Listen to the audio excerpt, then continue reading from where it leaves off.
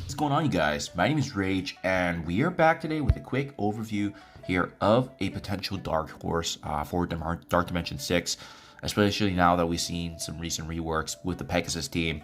Ironman Infinity War is a very, very interesting case. I mean, he's not the cheapest in terms of materials.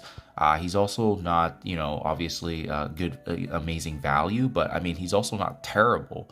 But I think what's remains to be the elusive case is the fact that he has endgame value. We know that his Pegasus team is going to be used in the future here, especially for the next incursion raids that come about. But as well, his kit is very, very good. I mean, when we compare him to other options in Dark Dimension 6 for the global section, I mean, it's not even a comparison.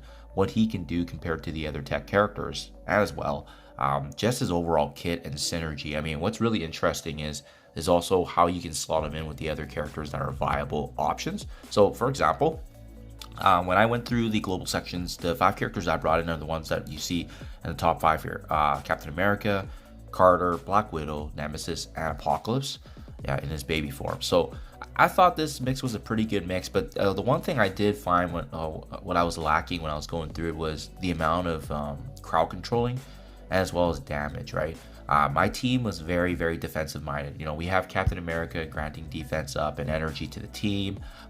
We have Captain Carter here providing the buffs mainly for Captain America, but she did have a cleanse, but she almost had no damage.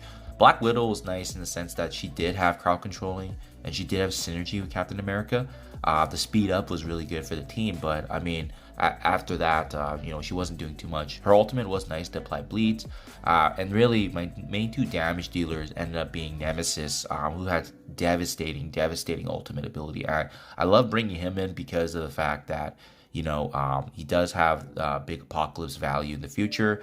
But as well, the fact that he's a horseman is really nice. But I will say, bringing in 2 mutant characters for the global section was tough on my resources, and now that's kind of playing a factor in how I'm building for the rest of my Dark Dimension 6. And then lastly, Apocalypse is a must-have, so you can't really dispute his place. But the 5th spot has always been that, question mark in terms of what else can you bring in for this global team, right? Outside of the legendary characters that are global, I mean, there's not really great options. I mean, I've seen it done with Lady Deathstrike, Hulk, Iron Fist, World War II. I think Quicksilver and Spider Weaver are definitely strong options, but if you want to conserve on the Mystic, that's why they're not really instant locks. But I mean, I'm sure they're game changers if you can bring them in with the materials.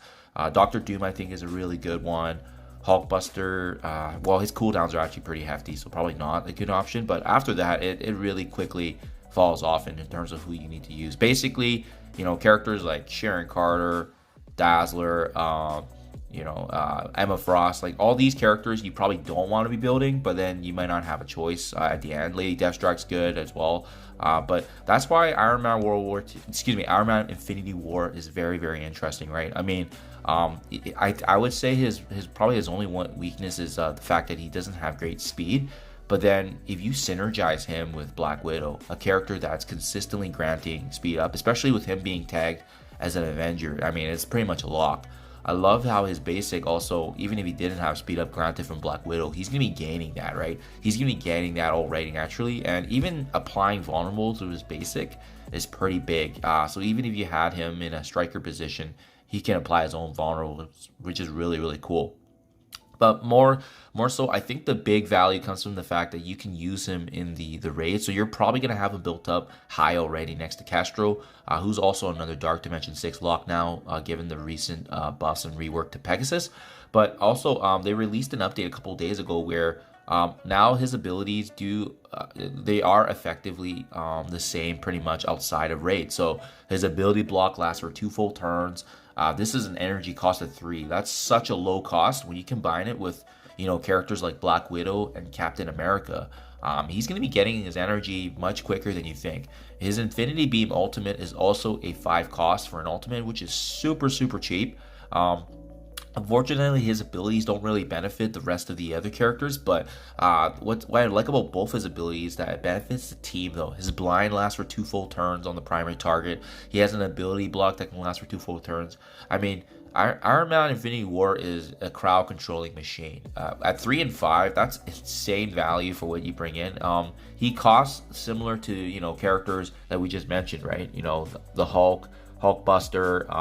I believe Mockingbird is the same cost as him. Lady Deathstrike is a little cheaper, but again, I like how his endgame value and the fact that he actually is used in raids.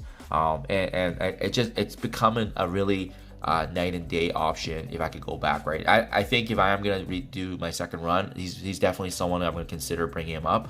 And then his nanotech upgrades passive, I mean, doesn't really do much for the team, but he gets a lot of buffs from damage and HP, so it makes sense to bring it up. But as you can see here, yeah, the T4 doesn't really make sense unless you really capitalize it in the raids. But I think Ironman Infinity War is a very promising dark horse now.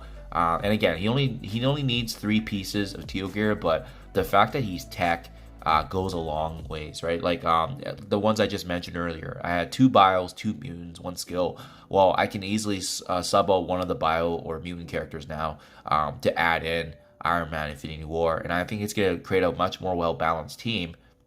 And as well, he has decent damage when combined what he's going to be bringing to the table. The one thing I will consider, though, if you guys are planning to bring him in, if you have lower yellow stars on him, you might actually need to switch him to a skirmisher ice weight, so that way his ability block and blinds do land. That's definitely a question mark given the high resistance that we're going to be seeing in Dark Dimension 6. But yeah, I think this is a very great introduction into the game for him, because not only does he have value now in raids especially, but I mean outside game modes, the buffs and reworks to Pegasus really make sense now, making them a much more viable team, and also further cements his potential option into Dark Dimension 6. So let me know what you guys think. If you guys are planning this route, but I love the fact that he's tech and it can work around conserving resources, which is really what Dark Dimension 6 is all about.